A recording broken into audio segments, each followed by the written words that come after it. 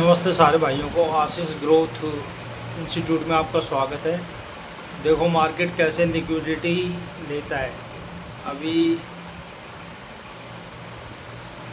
लोगों ने कॉल में एंट्री बनाई होगी हाई पे 460 पे। अभी जो प्राइस है एक 40 पॉइंट का ऐसा लैंड करवा के यहाँ से 413 तक डाउन आ गया है। जो कॉल का प्राइस था 56,200 और अभी जो बैंक निफ्टी 56,200 की पुट है, अभी उसने अभी लो ब्रेक नहीं किया है।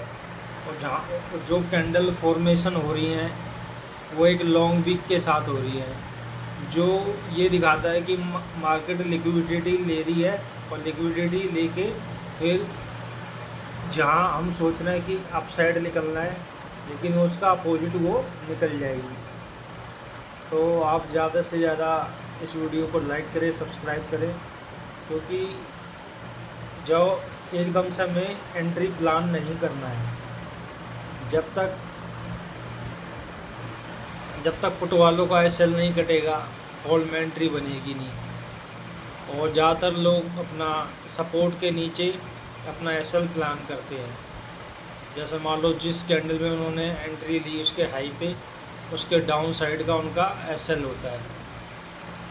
और बहुत से लोग कम एसएल से भी काम चलाते हैं। जैसे मान लो 30 पॉइंट का ले लिया, 20 पॉइंट का हो गया, तो उसमें ये होता है कि मान लो 20 पॉइंट का एसएल लग जाएगा तो वो अपना री एंट्री बना लेगा। और मार्केट के ट्रेंड को उनने देख लिया कि हाँ मेरा एसएल हंट हो रहा है 20 पॉइंट का, तो थोड़ा रुक के अपनी री एंट्री प्लान कर सकता है। तो आपको जल्दबाजी नहीं करनी है एंट्री बनाने में। आपको ना रुकना है कि मार्केट कहाँ सस्टेन कर रहा है, क्या वहाँ पर कोई साइडवे जोन तो नहीं है, या वहाँ कोई क्लोजिंग तो नहीं है, या कोई अभी हमारी आरबीआई की मीटिंग तो नहीं हो रही है जिसकी वजह से बैंक निफ्टी इतना सस्टेन कर रहा है, या हमारा आईसीआईसी का स्टॉक या एचडीएफसी का स्टॉक में कोई ऑर्डर तो नहीं मिला है, या वहाँ पर अभी एचडीएफसी या आईसीआईसी डाउन तो नहीं चल रहा। तो ये सारी चीज़ें हमें देखनी है। तो जब आप ये सारी चीज़ें देखोगे तो मार्केट में आप एक ट्रेंड को कैप्चर कर सकते हो। जब आप ट्रेंड को कैप्चर करोगे तभी आपको प्रॉफिट होगा। ये देखो लिक्विडिटी लेने के बाद लो को तोड़ती हुई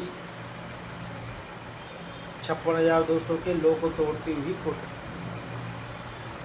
अभी लो ब्रेक नहीं हुआ है, अभी दिखा रही है कि हाँ कि मैं तोड़ रही हूँ, लेकिन अभी ब्रेक नहीं हुआ है।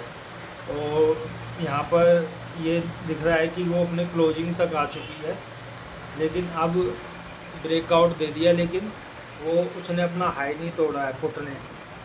तो इससे पता लगता है कि अभी मार्केट में लिक्विडिटी जोन चल रहा है। अभी रिटेलर को क्या कहते हैं, जो बिग फंड हाउस है वो अभी रिटेलर को बाहर निकाल रहा है। जो रिटेलर को बाहर निकाल लेगा वहाँ उसकी लिक्विडिटी जनरेट हो जाएगी, जो उसके ऑर्डर लगे हुए हैं वो सारे पंच हो जाएंगे। तो मार्केट जिस वे में हम सोच रहे हैं कि कॉल की साइड निकले, उसके अपोजिट साइड वो निकल जाएगा। तो आप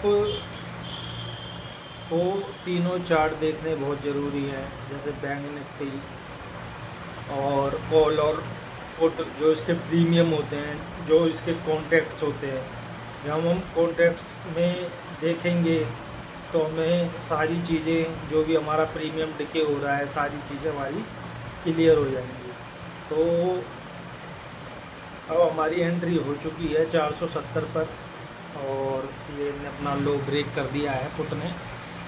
और 480, 474, 476, 480 हमारी एंट्री हो चुकी है। हमारा जो फर्स्ट टारगेट है क्लोजिंग है 538। 538 का हमारा फर्स्ट टारगेट है। अभी देखते हैं कि अपना टारगेट देती है या नहीं देती है। तो आप आपको जब भी मार्केट में देखना है तो बड़ा पेशेंस रखना है। जब आप मार्केट में पेशेंस रखोगे ना, तभी आपको टारगेट मिलेंगे। अगर आप मार्केट में पेशेंस नहीं रखोगे तो आप अपने टारगेट को अचीव नहीं कर पाओगे और वहाँ पर आप जल्दबाजी में एसएल ले लोगे।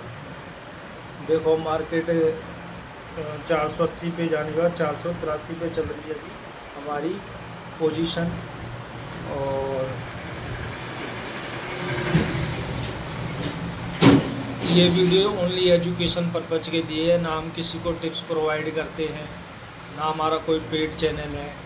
ओनली ऑल एजुकेशन पर्पज़ के लिए है। आशीष ग्रोथ इंस्टीट्यूट से जुड़कर बैंक निफ्टी एनालिसिस सीखें, वहाँ पर सपोर्ट रेजिस्टेंस कैसे निकालना है वो सीखें, और आपको एंट्री कब प्लान करनी है वो भी सीखें।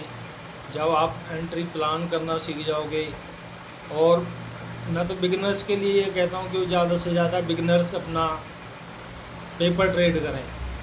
अगर वो पेपर ट्रेड करेंगे, कम से कम 6 महीने उन्होंने अगर एक सेटअप पे पेपर ट्रेड कर ली और वहाँ पर वो प्रॉफिटेबल निकल गए, तो वो अगर एक लॉट से अपनी शुरुआत करेंगे 30 से 40 पॉइंट के एसएल के साथ, तो वो अच्छा वहाँ पर मूवमेंट कैच कर सकते हैं, क्योंकि उस हिसाब से उनकी साइकोलॉजी बिल्ड हो जाएगी। तो ये हमारी एंट्री चल रही है अभी 491 पर, 494 पर सस्टेन कर रहा है प्राइस कॉल का। और आप सोचते हैं कि हमें पहली कैंडल में टारगेट मिल जाए, लेकिन ऐसा पॉसिबल नहीं है। क्योंकि ऐसा इसलिए पॉसिबल नहीं है कि जिन लोगों ने एंट्री बनाई होती है तो वो आधे अपना 20 या 30 पॉइंट लेकर जो स्कैल्पर होते हैं वो अपना संतुष्ट हो जाते हैं, वहाँ से मार्केट से एग्जिट मार देते हैं। जो एग्जिट मारते हैं तो वहाँ पर क्या कहते हैं, प्राइस रुकता है, सस्टेन करता है।